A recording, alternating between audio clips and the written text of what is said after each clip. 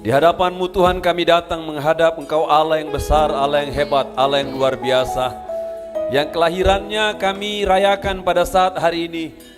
Karena kelahiran-Mu lah Tuhan kami boleh mendapatkan kehidupan, keselamatan, pengampunan dosa, bahkan jaminan hidup kekal, sorga yang indah, dan kembali bertemu dengan Bapa pencipta segala sesuatu.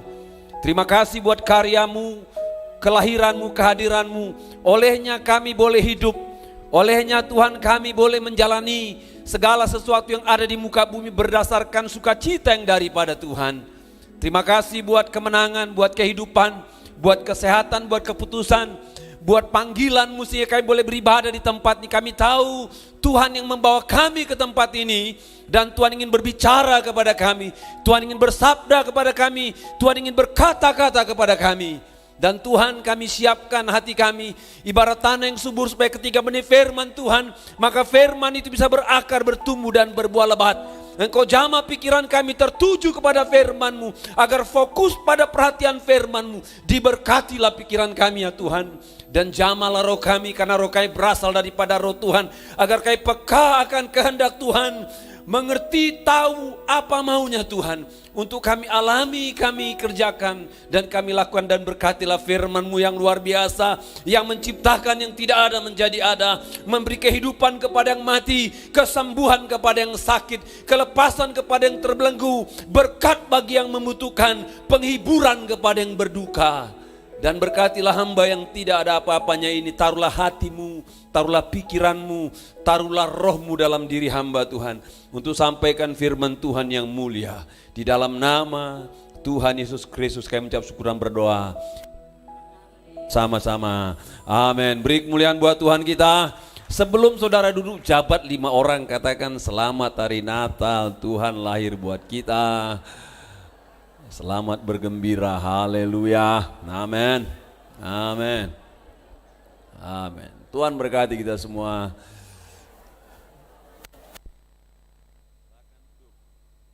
Silakan duduk, terima kasih. Tuhan, tes.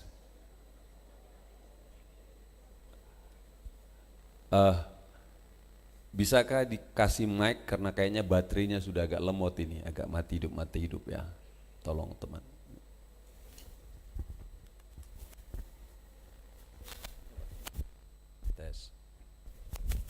Tes 1 2. Tes. Oh, udah. Thank you. Terima kasih kepada Tuhan Yesus Kepala Gereja, saya boleh khotbah di tempat ini, di Gereja Gesja Kenanga, Gesja Pusat, di mana saya bertumbuh melayani. Terima kasih buat Pak Gembala, Pak Haji Malangka yang percayakan. Terima kasih Om Simon, Tante Ilse ya. Terima kasih buat Pak Arisen, terima kasih buat teman-teman yang sudah sambut. Langsung saja, waktu saya cuma 25 menit ya. Saya senang dengan panitia luar biasa ya. Oke, tes. Oh, makasih. Makasih buat panitia yang sudah melayani dengan luar biasa ya. Mari kita beri aplaus buat teman-teman panitia yang sudah pelayanan. Kita berdoa Tuhan pakai mereka dengan luar biasa. Saya diberikan judul khotbah yang agak berat ya, nyanyian Natal. Dan sebenarnya saya udah nggak perlu khotbah, karena sudah disarikan dalam drama singkat tadi. Tapi marilah Bapak Ibu, ketika saya pelajari Alkitab Bapak Ibu, setiap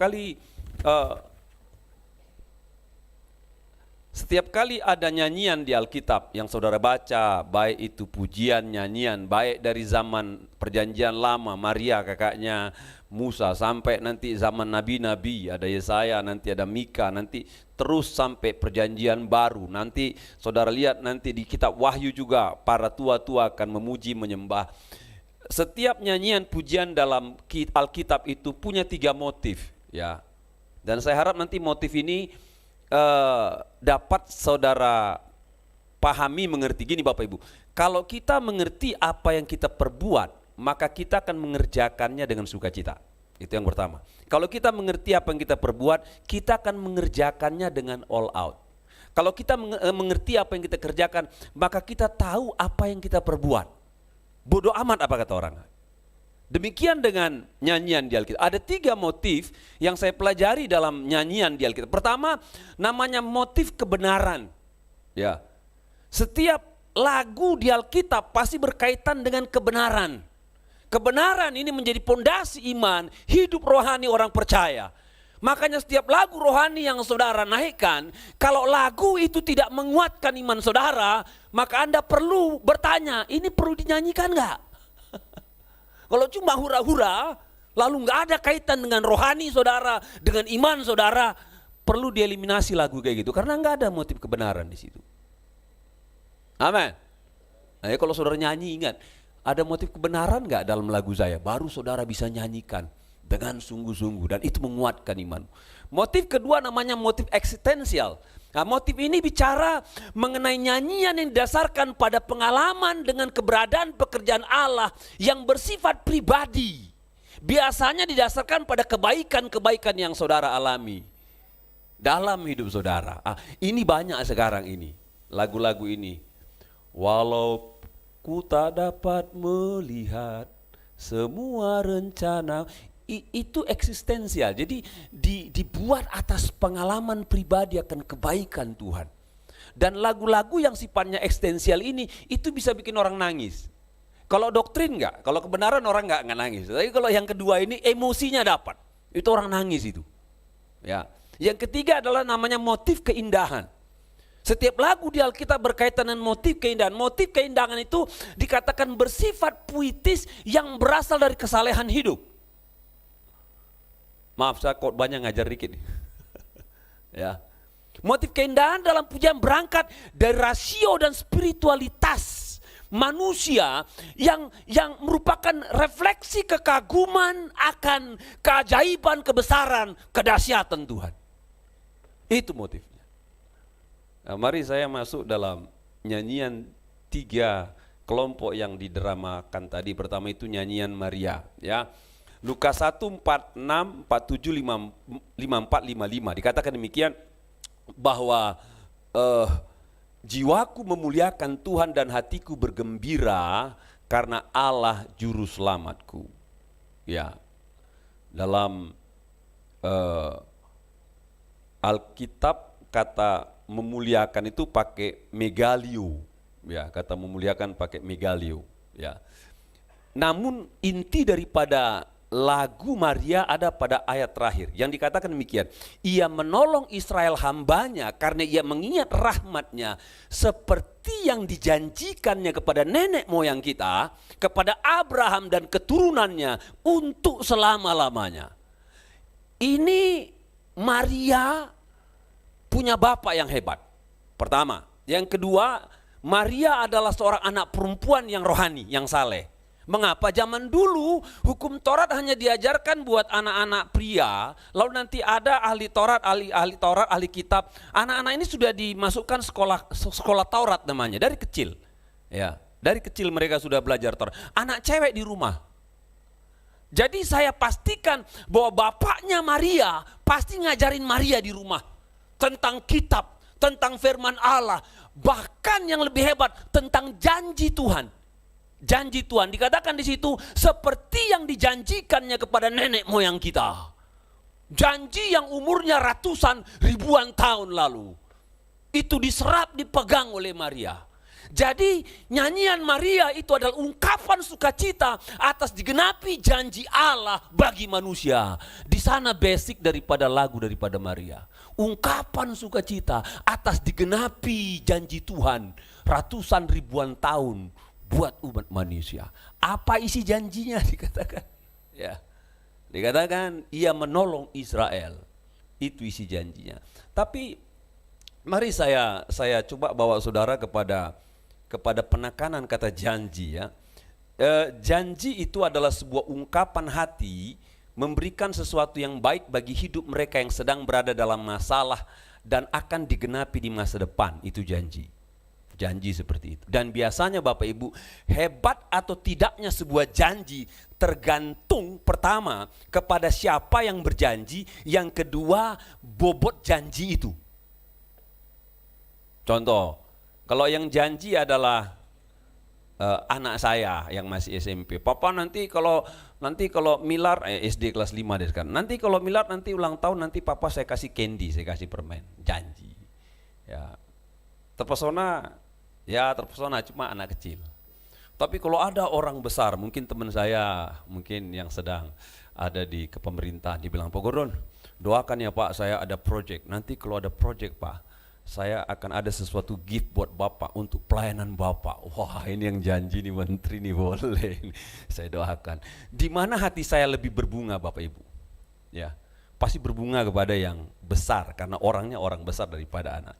Jadi hebatnya atau tidaknya sebuah tergantung pada bobot atau kualitas daripada isi janji itu. Siapa yang berjanji? Yang berjanji Allah.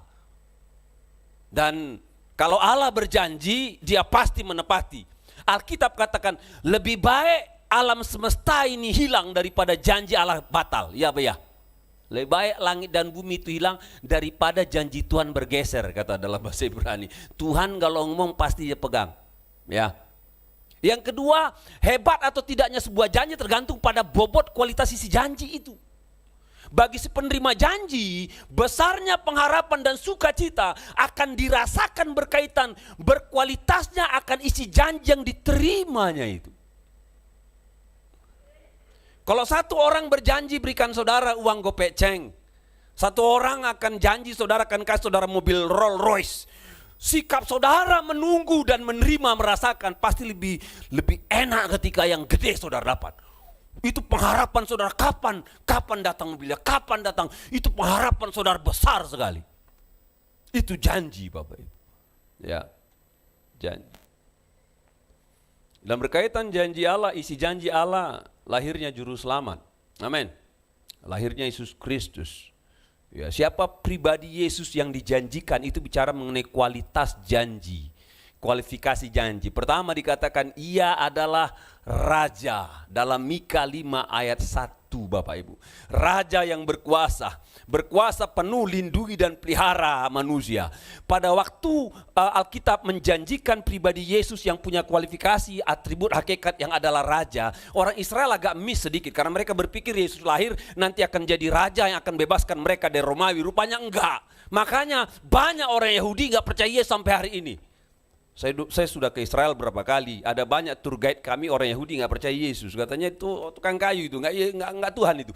80% orang Yahudi nggak percaya sampai hari ini, hanya 20% saya tahu yang percaya Yesus.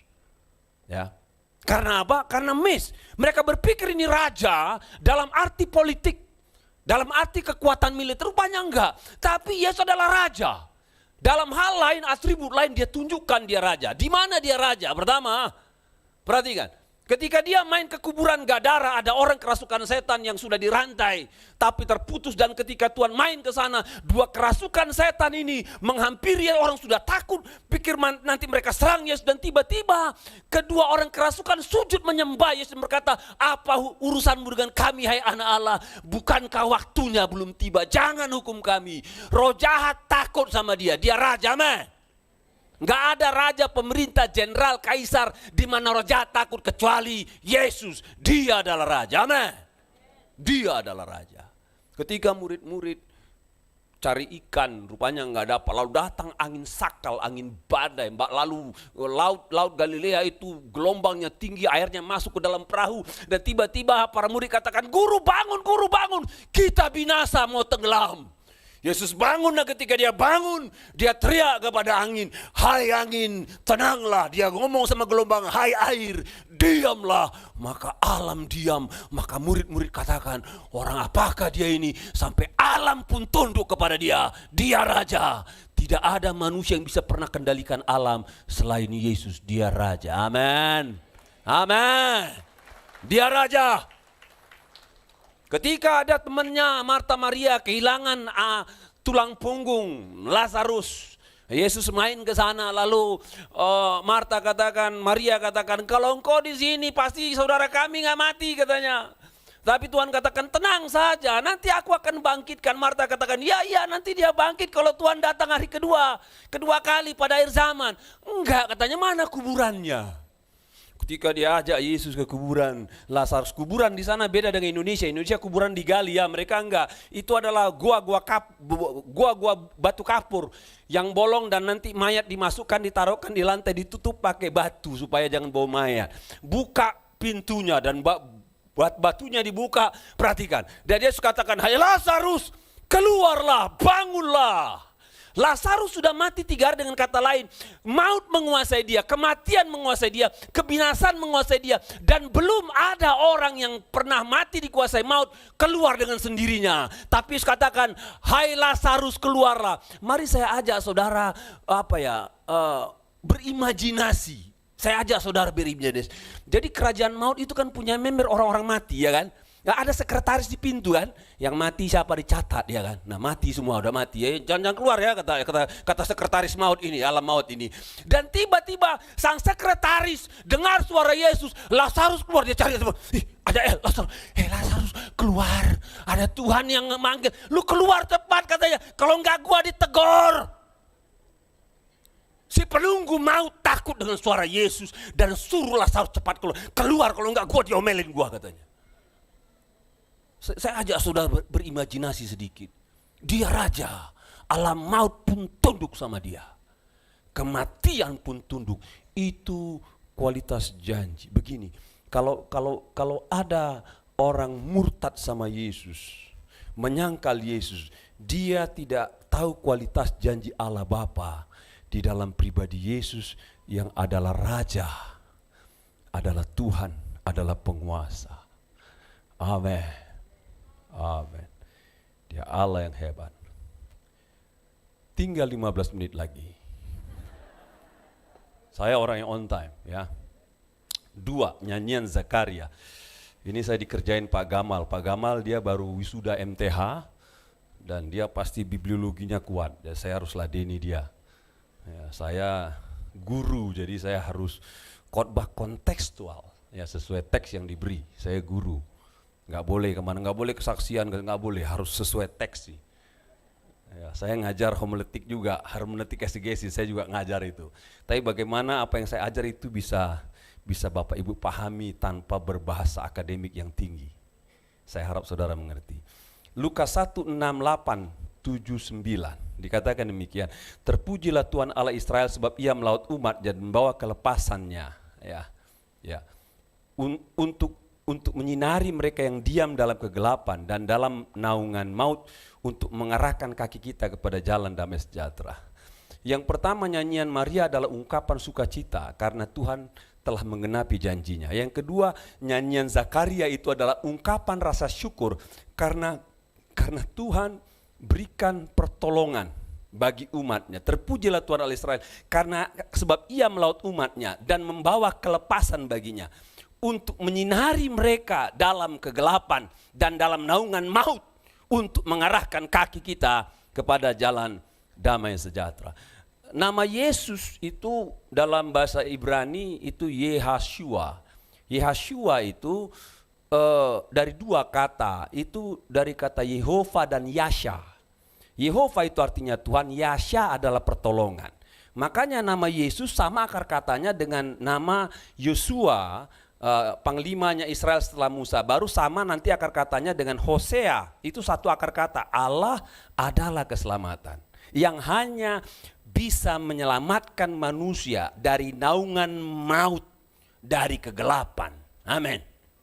Amin. Jadi ketika si Zakaria bernyanyi memuji Tuhan dalam nyanyian Natal, itu ungkapan rasa syukur karena lewat kelahiran Yesus hadirlah pribadi yang di dalamnya manusia diselamatkan dari kegelapan dan dari maut, dari kebinasaan. Lewat pribadi Yesus ada ucapan syukur yang besar. Karena dia ibarat sinar mentari yang menghapuskan kegelapan malam.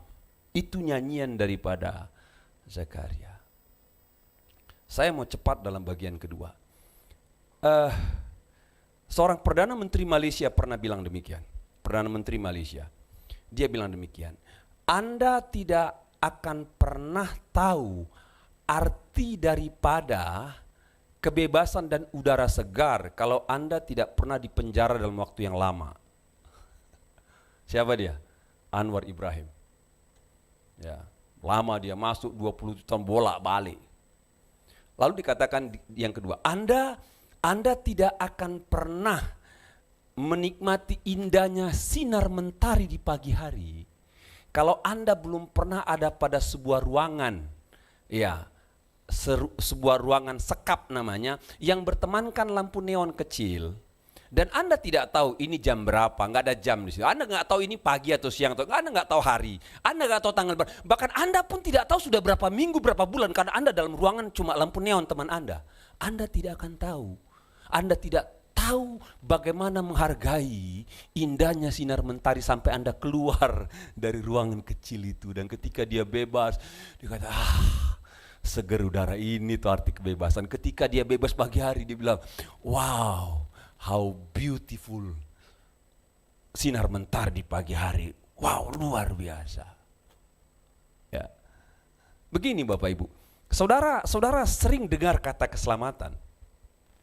Saudara tahu Tuhan juru selamat, tapi seberapa kagum Anda akan karya keselamatan yang dikerjakan Yesus sang juru selamat, yang melepaskan Anda dari maut, dari kegelapan, dari kebinasaan.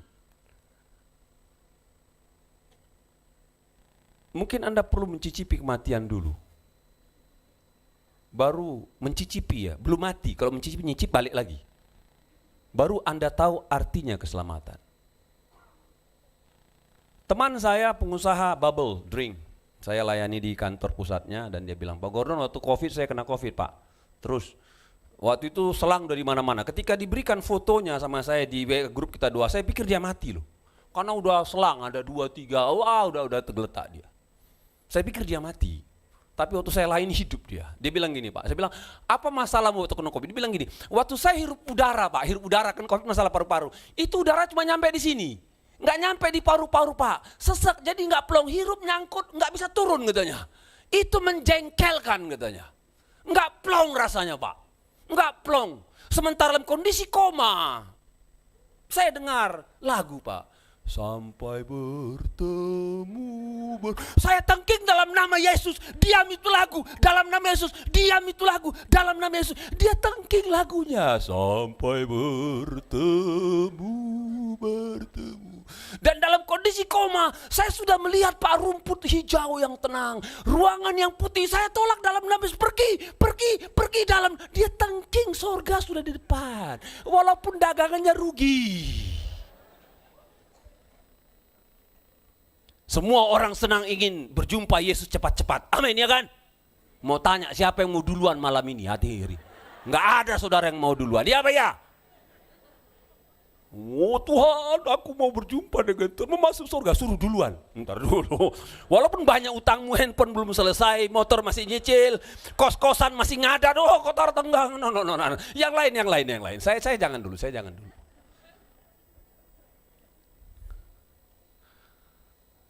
Dan saya pernah merasakan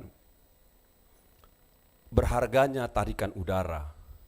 Waktu saya masih SMP, SMA, saya di pinggir pantai rumah saya di dermaga, saya coba terjun. Kami biasanya suka berenang di laut, dan air laut itu beda sama sungai. Kadang-kadang arusnya di depan di atas datar, tapi di bawah itu jalan dia. Ketika saya terjun agak dalam sedikit, dan saya mulai naik ke atas, airnya agak keruh. Karena keruh jadi saya lihat permukaan, biasanya kalau sudah mulai terang kelihatan berarti sudah dekat. Nah ketika saya lihat udah terang, saya lepas dong. Rupanya belum, wah saya minum air, saya tahan lagi, saya gelap, akhirnya nyampe juga ke permukaan. Baru akhirnya bernapas, mau mati rasanya. Masalahnya arus bawah sudah bawa saya ke tengah.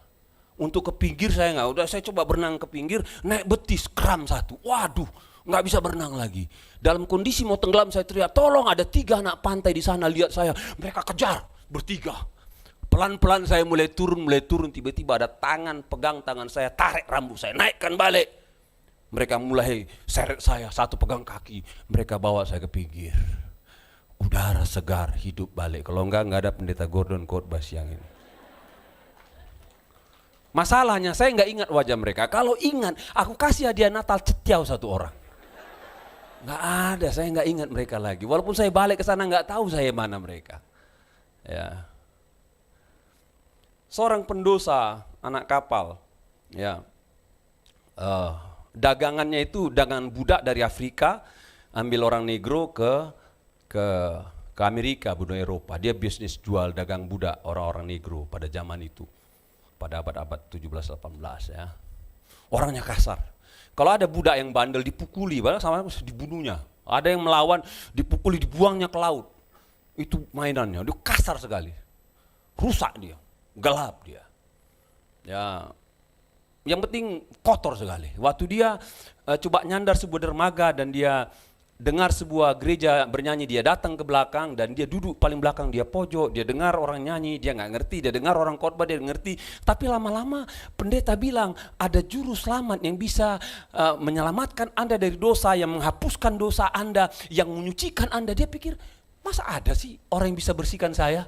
Begitu kejam, keji, rusak, puluhan tahun dia jual budak, bunuh orang, buang ke laut. Dia pikir masih bisa diampuni orang kayak saya rupanya.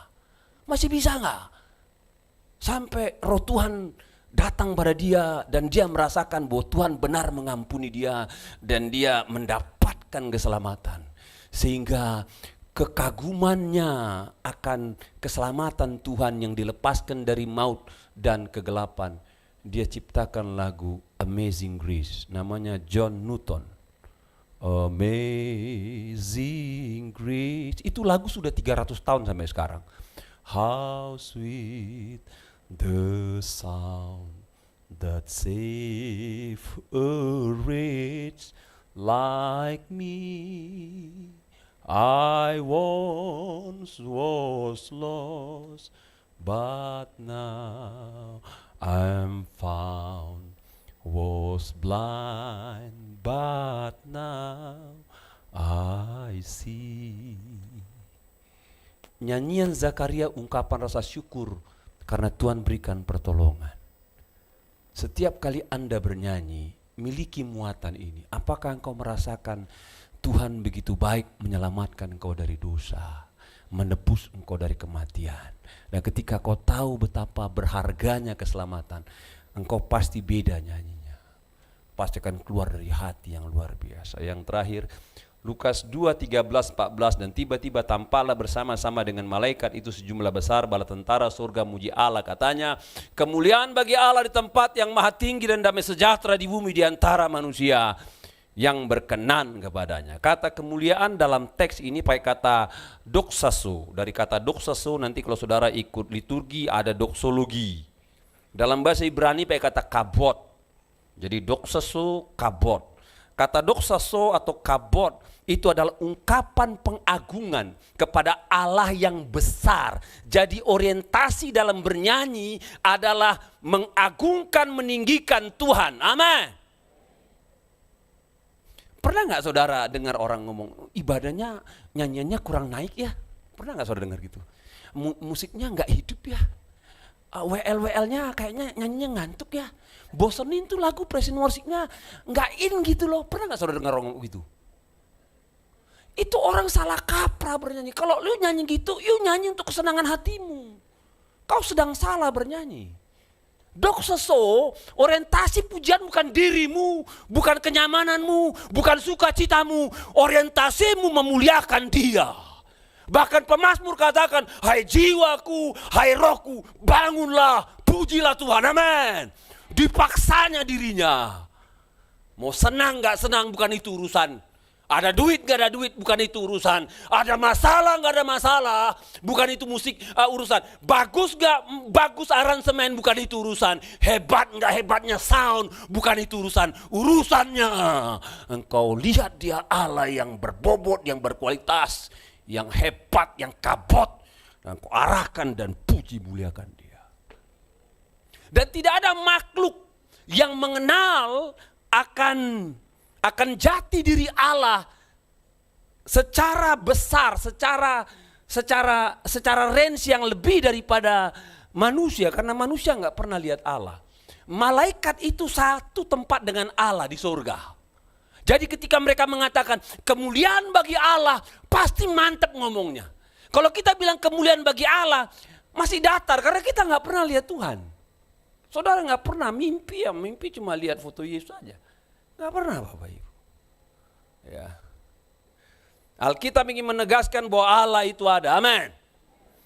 Malaikat ada di surga, itu ada. Dan hakikat Allah itu besar, agung, mulia, luar biasa. Tidak satu bahasa manusia pun yang dapat menjelaskan betapa hebat, besar, sempurnanya Allah itu. Allah itu luar biasa. Kabot, doksa, besar, ajaib, dahsyat.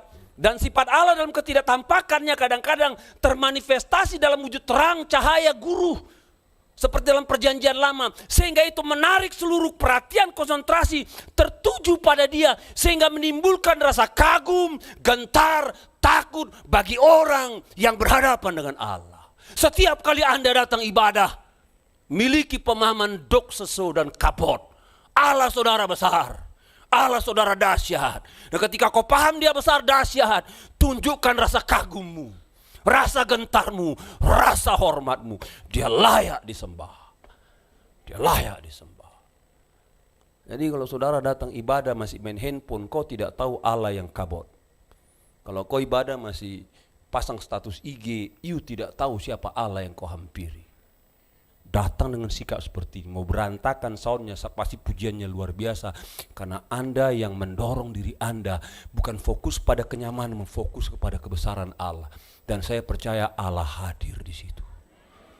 Allah hadir. Sudah habis waktu saya. Mari saudara, saya akhiri khotbah saya dengan pembacaan Mazmur. Mazmur 148 ayat 1 sampai 5, 7 sampai 13 ya. Haleluya. Pujilah Tuhan di sorga. Pujilah dia di tempat tinggi. Pujilah dia hai segala malaikatnya. Pujilah dia hai segala tentaranya. Pujilah dia hai matahari dan bulan. Pujilah dia hai segala bintang terang. Pujilah dia hai langit yang mengatas segala langit. Hai air yang ada di atas langit. Baiklah semuanya memuji Tuhan. Sebab ia memberi perintah maka semuanya tercipta. Pujilah Tuhan di bumi hai ular-ular naga. Dan segenap samudra raya, hai api dan hujan es, salju dan kabut angin badai yang melakukan firman-Nya. Hai gunung-gunung dan segala bukit, pohon buah-buahan dan segala pohon aras. Hai binatang-binatang liar segala hewan, binatang melata dan burung-burung yang bersayap. Hai raja-raja di bumi, segala bangsa, pembesar-pembesar dan semua pemerintah dunia. Hai teruna, hai anak dara, orang tua dan orang muda, biarlah semuanya memuji Tuhan, sebab hanya namanya saja yang tinggi luhur keagungannya mengatasi bumi dan langit. Mari kita bangkit berdiri.